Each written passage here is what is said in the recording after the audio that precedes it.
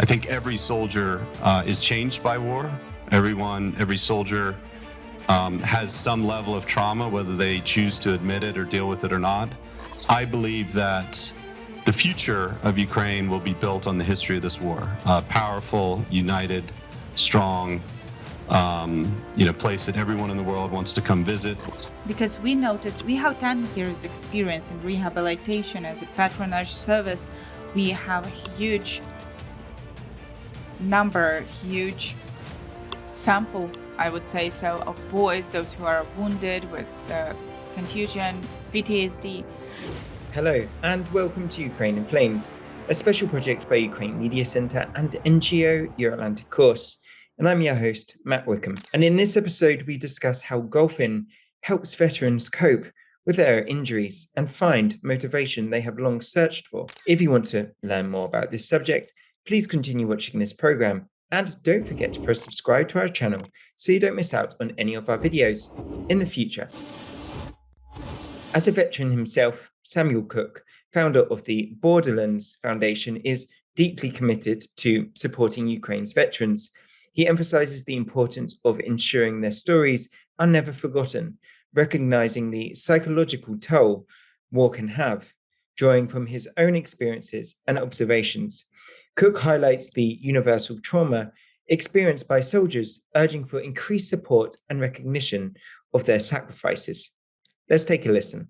I moved to Ukraine 6 years ago. I was here with a tech startup that I founded here in Ukraine right before the full-scale invasion.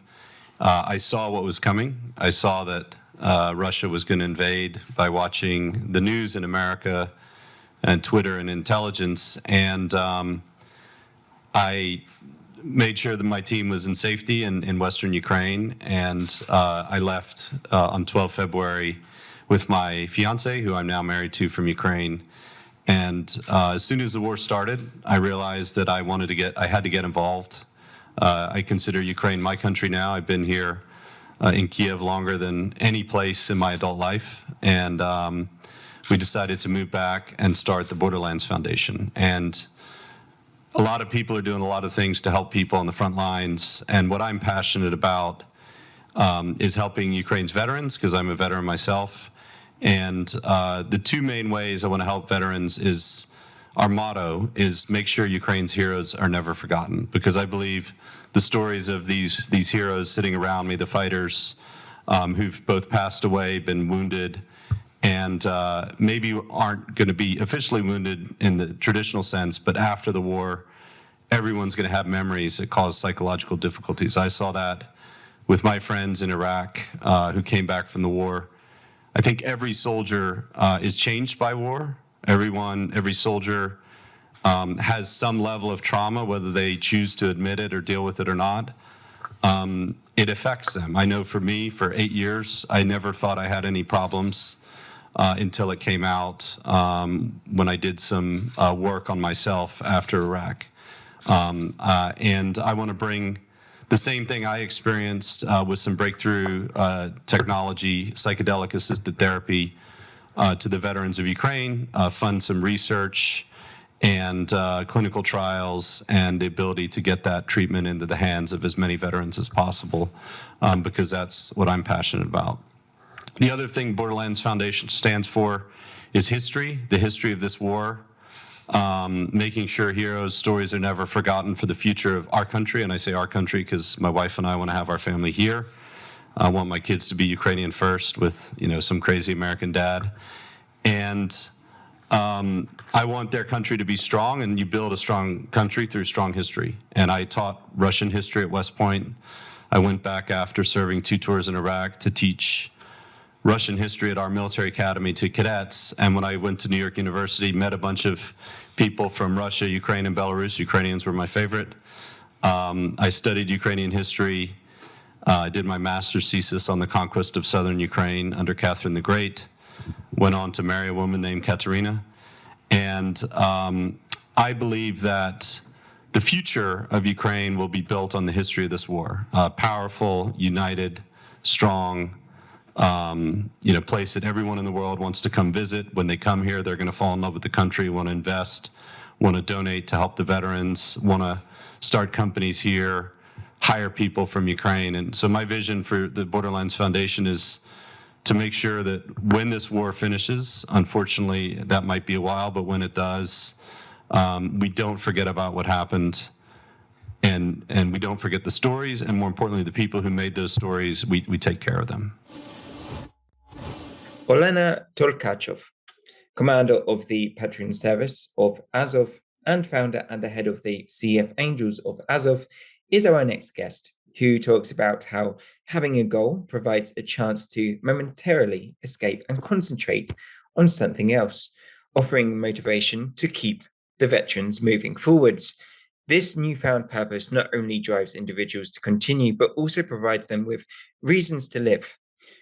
Tolkachova suggests that some may even aspire to pursue a career in golf as this result of a newfound passion for the sport. Let's take a listen. Because we noticed we have 10 years experience in rehabilitation as a patronage service. We have a huge number, huge sample, I would say so, of boys, those who are wounded with contusion, PTSD. And only now we noticed how golf is impacting not just mental health of boys, but also their physical rehabilitation. For example, regarding those who have amputations, when they are playing golf, in parallel, they are learning how to walk with a prosthesis. Sometimes, for example, boys with high amputation, it is hard for them to force themselves to train all the time to walk with a prosthesis because that's a huge work. You have to force yourself to doing that because it's incredibly hard. These are high amputations, like above the knee.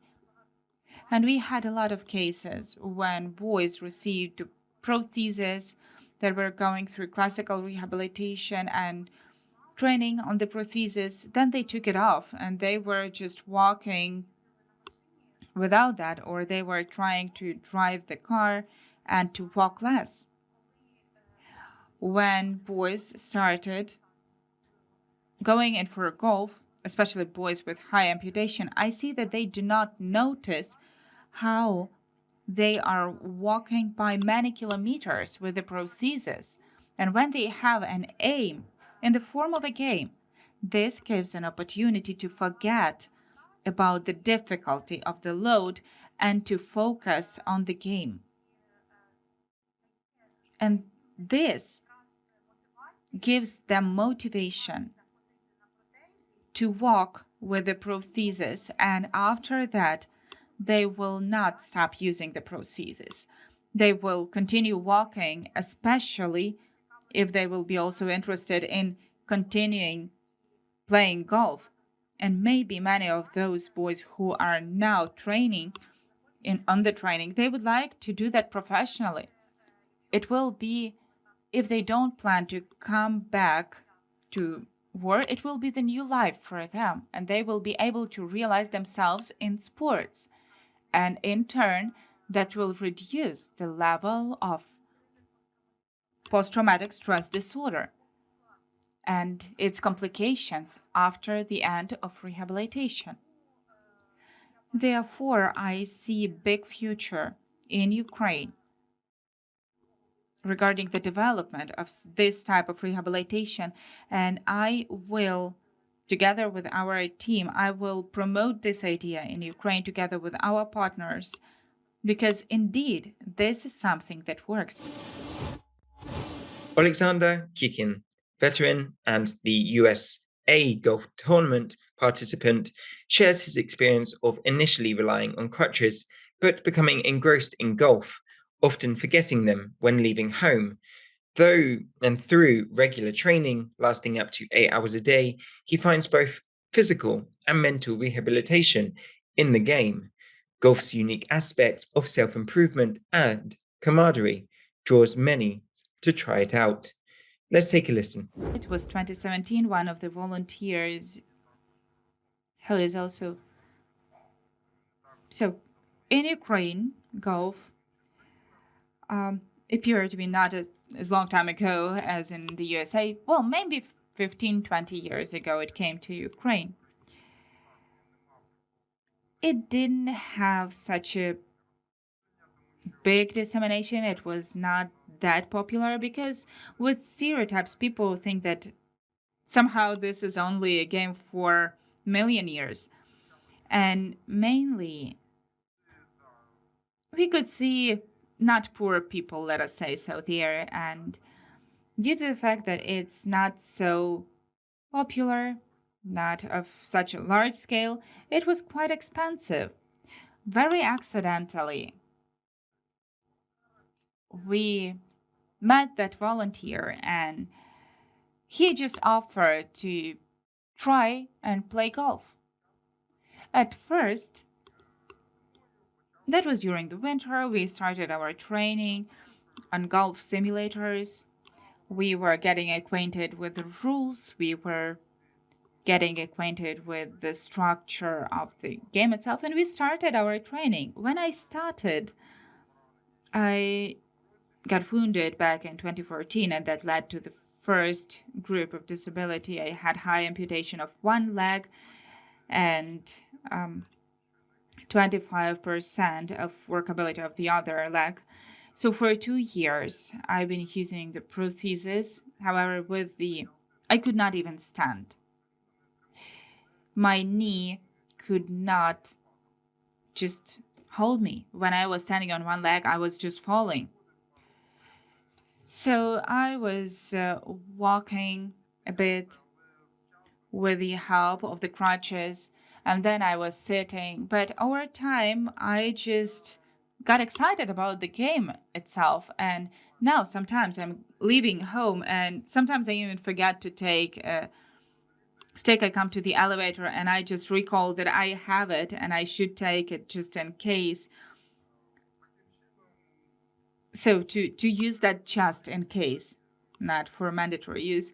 So this is physical rehabilitation as well. And when somebody thinks that there is nothing difficult about it, as if today I'm conducting trainings on the field of golf, like 4-5 days per week, and sometimes even 8 hours long. I have my training all the time on the field, and this gives physical, mental, psychological, well, how do I say that? Maybe not rehabilitation, but it helps to calm down and get some pleasure from the game itself. That's very interesting because golf is a game where you are not, where you don't have to compete with the other partner. You have to win from yourself. In order to make the good hit, you have to kind of